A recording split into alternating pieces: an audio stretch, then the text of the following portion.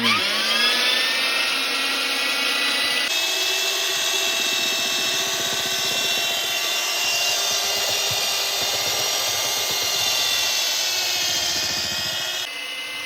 And then come to the top, and then go to the bottom.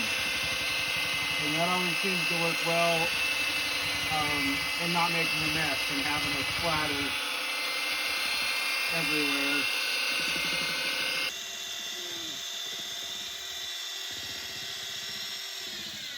You mix it, it should just about look like cake batter. It looks about like that. Whoa. When it's full, it's hard. I usually try to lift it out without making too much of a mess. And then very important to have a 5-gallon bucket next to you full of water. And that lasted just long enough to fall into the water. One of the worst mistakes I ever made was letting the mud dry on this. They are not easy to clean because they're aluminum, it gets into the pits.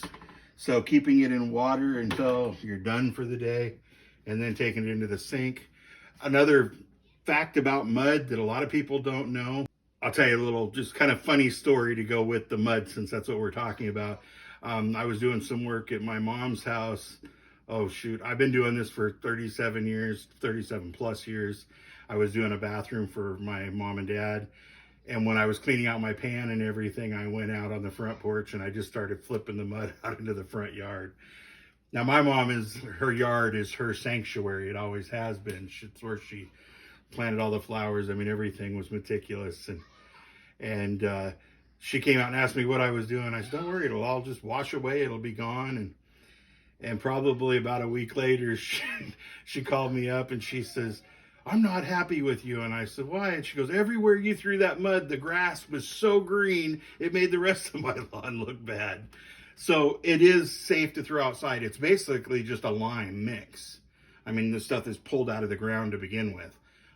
So you can take it outside, wash everything out, let it wash away, or just hose it into the ground. And the lime actually will make really nice green grass. So you don't have to try and clean it all off down your sink or something. I try to get the worst of it off and then wash it off in the sink. So that's just a little just tidbit of information that a lot of people don't know. When you're finished at the end of the day, or you're just finally, oh, I'm tired, or you want to take lunch or whatever, all you have to do, take a knife, clean around the edges, put the mud all the way down, and throw some water on top of this. And you can leave it all night. You can leave it for a couple days. Then come back, dump the water off, and then mix it again. And then it's ready to go for texture or anything else. If you're going to then go to using the orange peel texture gun, a hopper, then you can add some more water, mix it, because you want to thin it way down to do the texture. So I thank you for watching this part. I will be back later as I set up to do the next step. Bye-bye. Thank you.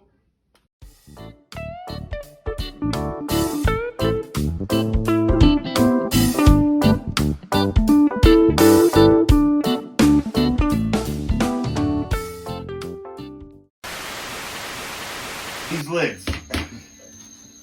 So these lids are about, I don't know, $3 at Home Depot.